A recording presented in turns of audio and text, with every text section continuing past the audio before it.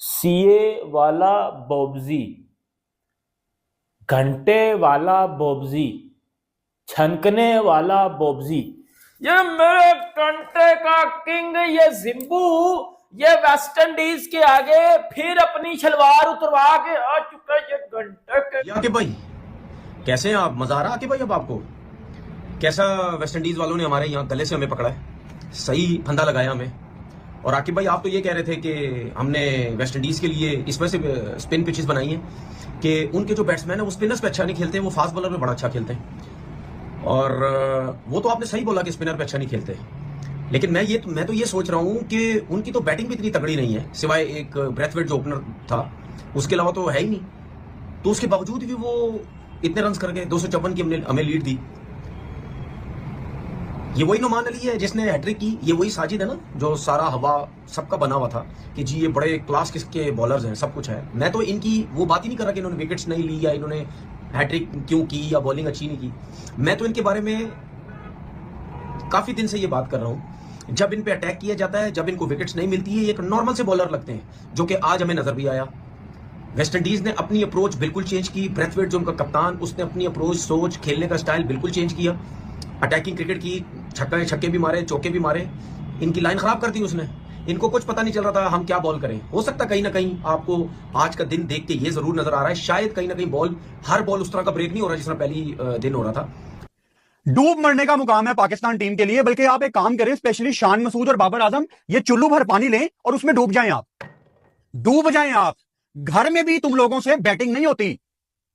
वो मिसाल ले लो इंजमामुल हक से, जिसने अकेले ने खड़े होकर मुल्तान में टेस्ट मैच जितवा दिया था बांग्लादेश के अगेंस्ट, लेकिन उसके घुटनों में पानी था, उसके अंदर हिम्मत और जुर्रत थी।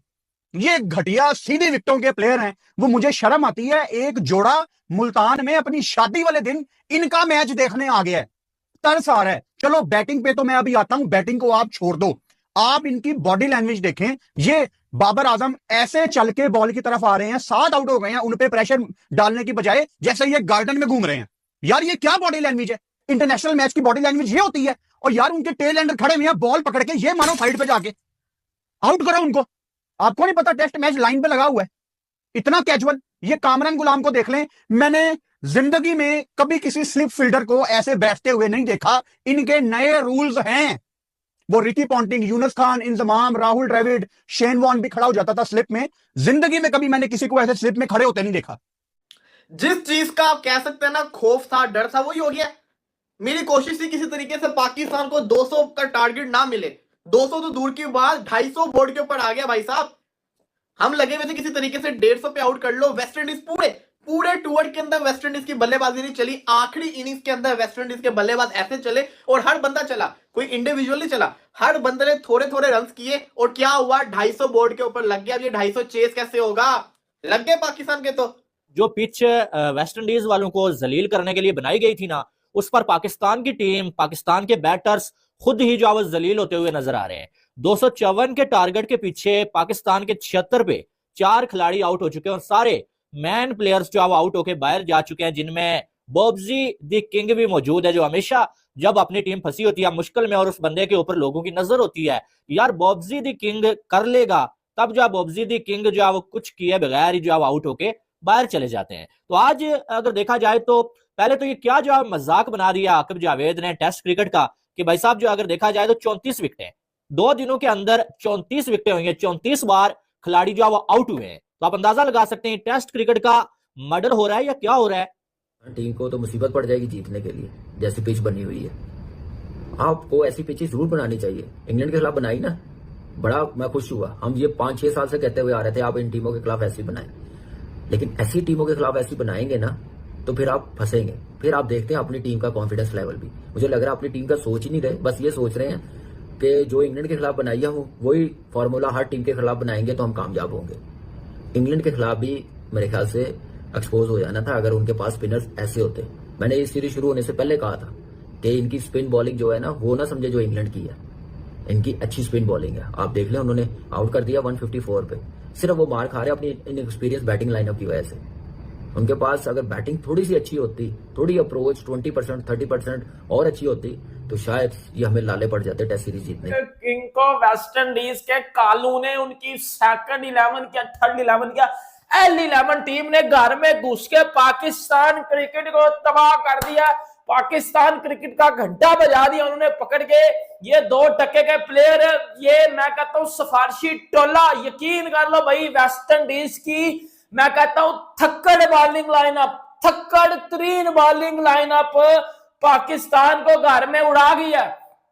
और वो हमसे घर में टेस्ट मैच लेके जाने वाले हैं। मुझे बताओ मैं करूं तो करूं क्या, मेरा दिमाग फट रहा है। मेरे घंटे के किंग बोब्जी 61 इनिंग्स हो चुकी हैं। बाबर आजम ने अभी तक इंटरनेशनल क्रिकेट में कोई 100 नहीं मारा। 61 इनिंग्स। और इसके जो लॉकडाउन वाले फैंस है ना, वो इसको कहते हैं बोब्जी किंग है, बोब्जी विराट से बेटर है। बेटा 61 इनिंग्स से बाबर आजम ने कोई 100 नहीं मारा। पिछले 4 सालों से बाबर आजम ने घर में कोई 100 नहीं, 3 सालों से बाबर आजम ने अपने घर में कोई 100 नहीं मारा।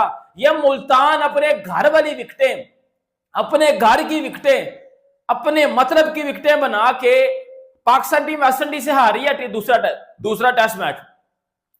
ये 2 टके के प्लेयर, वो शान मसूद टुले का बच्चा, वो लिपस्टिक घंटा, ये बोब्जी, वो दूसरे जितने भी हैं ये पिल चुके हैं वेस्ट इंडीज से। पहले वेस्ट इंडीज की बैटिंग लाइनअप ने इतना मारा है पाकिस्तान को, मैं जरा आपको बता लूं, फिर मैं जरा आपको जरा स्कोर कार्ड बता। कल ऑलमोस्ट पूरा पाकिस्तान ये सोच के बैठा था कि वेस्ट इंडीज ने आज कोई 100-125 रन करने हैं और हमने डिनर में वेस्ट इंडीज के मैच की जीत आराम से खत्म कर लेंगे। बट जो सूरत हाल बन चुकी है, पहले तो ये उम्मीद नहीं थी कि मैच तीसरे रोज में जाएगा।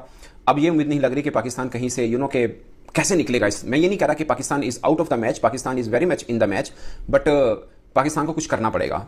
इसमें बड़ी इनिंग खेलनी पड़ेगी। रिजवान, सलमान आगा, सऊद शकील, इनमें से कोई भी एक, इनको के अपना दिखाना पड़ेगा। बट पॉइंट इज के पाकिस्तान इस नहज पे पहुंचा कैसे है। मुझे लगता है कि क्रिकेट वैसे जैसे बोलते हैं ना कि आप इसमें कोई प्रेडिक्ट नहीं कर सकते, अनप्रेडिक्टेबल गेम है, मगर एक चीज़ अगर आप कंप्लीसेंट होते हैं तो आप प्रेडिक्ट कर सकते हैं कि कोई भी टीम पलट कर वार करके आपको गिरा सकती है। वेस्ट इंडीज ने जो बैटिंग की है वो अपने लिए एक खास है, 240 रन किए हैं। और कल तक सीधी सी बात है, हमें से कोई नहीं सोच रहा था कि इतने रन बना पाएगी वेस्ट इंडीज। अगर पिच का बिहेव थोड़ा चेंज जरूर हुआ, बट बहुत ज्यादा चेंज नहीं हुआ। उन्होंने ब्रैथवेट ने खासकर बैटिंग बहुत कमाल की, वो अच्छे खेलते हैं रेड बॉल क्रिकेट। उन्होंने इतना प्रेशर हमारे ऊपर शुरू में डाला, तो हम क्या कर रहे हैं। अगर मैं नुमान साहब की बात करूं, उसने 4 आउट किए, साजिद साहब ने 4 आउट किए, नुमान ने 80 रन दिए, साजिद ने भी तकरीबन 70-75 रन दिए, 24-24 ओवर किए हुए, 21-21 ओवर किए हुए।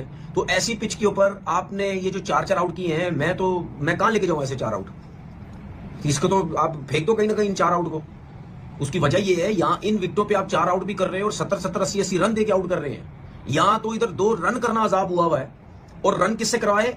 ठीक है, इनका जो विकेट कीपर है, इमलाच बोलते हैं विकेट कीपर एक्स्ट्रा। यार उसकी मैं तारीफ एक चीज पे मैं करना चाहता हूं, उसने एक्स्ट्राऑर्डिनरी विकेट कीपिंग की है दोनों टेस्ट मैच के अंदर। रिजवान ने बहुत बुरी कीपिंग की है उसके आगे। अगर उसकी आप विकेट कीपिंग देखें, इतना बॉल ब्रेक हो रहा है, लेग स्टंप की तरफ जा रहा है, ऑफ स्टंप से ब्रेक होकर लेग स्टंप की तरफ जाता है, उसको पकड़ता है, कैचिंग इतनी जबरदस्त, मतलब यानी आउटस्टैंडिंग। बहुत अरसे के बाद मुझे कोई ऐसा विकेट कीपर नजर आया है कि जहां पे बॉल इतना ब्रेक हो रहा है और गेंद जाने नहीं देता। आपने स्पिन बॉलर्स के लिए पैराडाइज तो बना दी है, लेकिन आपने बैटर्स के लिए भी कुछ नहीं, और साथ में जो आप फास्ट बॉलर्स के लिए तो कबर खोद के रख दिया आपने।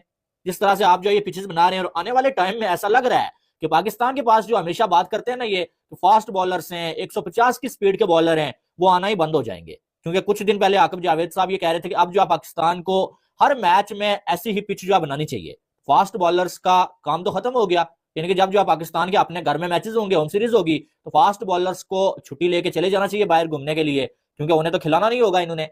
कितनी बदनामी होगी कि अपने घर के अंदर रैंक टर्नर बना के, स्पिन फ्रेंडली विकेट बना के अपने घर के अंदर एक्सपोज हो गए। ये क्या मजाक है कोई? आप खुद सोचेंगे कितनी खतरनाक पाकिस्तान ने विकेट बनाई। वो वेस्ट इंडीज वाले आके उस विकेट के ऊपर आके ऐसी बल्लेबाजी कर गए। अब हमसे कैसे बल्लेबाजी होगी? चलो 150 पे थोड़ी उम्मीद होती, मैं कहता हूं 170-80 पे भी उम्मीद होती। 200 क्या, ये तो 250 करवा के चले गए। ये 250 चेस कैसे होगा जबकि आपकी बैटिंग लाइनअप कोलैप्स पे कोलैप्स कर रही है। अब करे ना शान मसूद रन्स, करे बाबर आजम रन्स, करे कामरान गुलाम रन्स, यहां से आज पाकिस्तान को मैच जितवा के दिखाएं। बने ना, मतलब कि होम कंडीशन है, आपका अपना घर है, और मुल्तान में तो आप पिछले कितने टेस्ट मैचेस खेल चुके हुए हैं, तो जितवा के दिखाओ आज पाकिस्तान को यहां से। अब ये ना कहना कि मतलब कि पिच बड़ा खतरनाक था। इस टेस्ट मैच के अंदर हर बैट्समैन को एवरी बॉल खेलने के लिए 100% एफर्ट करनी पड़ रही है, 100% कंसंट्रेशन करनी पड़ रही है। वरना तो आम पिचेस पे ऐसे होता है ना, आम ग्राउंड में ऐसे होता है, आपको शुरू में 100% एफर्ट करनी पड़ती है। जहां आप सेट हो जाते हैं, आप रिलैक्स हो जाते हैं, आपकी कंसंट्रेशन लेवल थोड़ा सा कम हो जाता है। आप समझते हैं मैं बहुत सेट हो गया हूं, बॉल इतना ब्रेक भी नहीं हो रहा, अगर सीम हो रहा है तो मैंने कंट्रोल कर लिया है, सब कुछ सेट हो गया। वो आप कहीं ना कहीं रिलैक्स होते हैं, लेकिन यहां पे नहीं हो सकते हैं। तो फिर जहां बॉल, आप मुझे एक बात बताओ, सिंक्लेयर भी हीरो बना हुआ है, वेरिकन भी हीरो बना हुआ है, मोती भी हीरो बना हुआ है। हमारे तो चलो अपने आप को सारे समझते हीरो है ना, लेकिन वो भी सारे हीरो बने। तो ये तो मुझे तो ऐसा लगता है कोई अभी भी 178 रन बाकी है, पता नहीं कोई 100 रन 1 से 50 70-80 रन से ना हार जाए, लग तो ऐसी रहे। और आपका कोच कहता है जी हमने टेस्ट चैंपियनशिप के फाइनल पे पहुंचना है, नहीं तो वरना पास तो हम रहेंगे ना। तो बात सीधी ये है कि मैसेज मेरा भी ये है, औरों का भी शायद होगा मैसेज, कि तरीके की पिच बनाओ जहां पे आपके बैट्समैन भी रन्स करें, जहां पे आपके स्पिनर भी क्वालिटी स्पिनर्स हों। कभी कभी ऐसा होता है कि अच्छा, आप किसी भी स्पिनर से पूछेंगे ना, जाके किसी भी स्पिनर से, कोई भी अच्छा स्पिनर, उससे पूछेंगे कि अगर पिच जो है वो टर्निंग नहीं है तो स्पिनर्स को क्या करना चाहिए अगर वहां आउट नहीं कर रहा। तो हर स्पिनर पता है क्या बोला, जो टॉप क्लास का स्पिनर, वो बोलेगा भाई पिच को क्या करना है, फिंगर्स में जान होनी चाहिए, फिंगर्स में जान होनी चाहिए, जिसकी वजह से बॉल ब्रेक होता है। अगर पिच की वजह से आप ब्रेक करें तो फिर तो आप फारिग है ना, जो कि नुमान और साजिद के बारे में मैं हमेशा कहता हूं, फारिग है वो। इससे पहले मैं बार बार दोहराता हूं, बार बार आप लोगों को दोहराता हूं कि उससे पहले जो सीरीज में खेलते थे, इनकी कुट लगती थी, मार लगती थी, वो क्यों लगती थी? क्या बॉल ब्रेक नहीं होता था? क्या स्पिनर का विकेट नहीं था? सब कुछ था, इनमें एबिलिटी नहीं थी, क्योंकि ये वो बॉलर है, इनको एक्स्ट्रा ऑर्डिनरी स्पिन चाहिए तो ये आउट करेंगे, वरना ये फारिग है। पाकिस्तान के 2-3 प्रॉब्लम है। एक ये कि 2-3 बड़े बल्लेबाज लंबी इनिंग नहीं खेल पा रहे, खासकर बाबर आजम। अगरचे अफ्रीका वाला टूर उनका बहुत शानदार है, बहुत ज़बरदस्त हुआ, मगर स्पिन ट्रैक के ऊपर थोड़े से वो स्ट्रगल कर रहे हैं। और दूसरा मुझे लगता है कि अबरार अहमद, इनको हम चैंपियंस ट्रॉफी पर्सपेक्टिव समझ रहे हैं। अभी ये कंडीशन जो है स्पिनर को साजगार हैं, जहां पे वो उस तरह की जैसे बोलते हैं ना जादुई बॉलिंग उनकी देखने को नहीं मिल रही है। हमने चैंपियंस ट्रॉफी पर्सपेक्टिव रखा कि हमने 10 ओवर इनसे कराने हैं। मैं पहले दिन से ही थोड़ा सा हूं कि अबरार अहमद को हम जो वाइट बॉल की तरफ ला रहे हैं चैंपियंस ट्रॉफी के लिए, अगरचे साउथ अफ्रीका में उन्होंने बुरी बॉलिंग नहीं की थी, वो बहुत अच्छी बॉलिंग की, इसमें कोई शक नहीं है। बट मुझे लगता है कि पाकिस्तान की कंडीशन या दुबई में आप खेलेंगे, अगरचे स्पिनर को थोड़ा बहुत सपोर्ट मिलेगी, पाकिस्तान के अंदर भी खासकर दुबई में अच्छी खासी मिलती है, मगर अबरार क्या पाकिस्तान की चॉइस हो सकते हैं? क्योंकि अभी तक की 2 मैचेस के अंदर देख लीजिए उनकी बॉलिंग कैसी रही है। उन्होंने मीन के साजिद और नुमान अली, जिनको पापा बोलते हैं सब क्रिकेटर्स, यानी उनकी एज पर्सपेक्टिव में या तजर्बे पर्सपेक्टिव में, उनसे बुरी बॉलिंग की अबरार ने।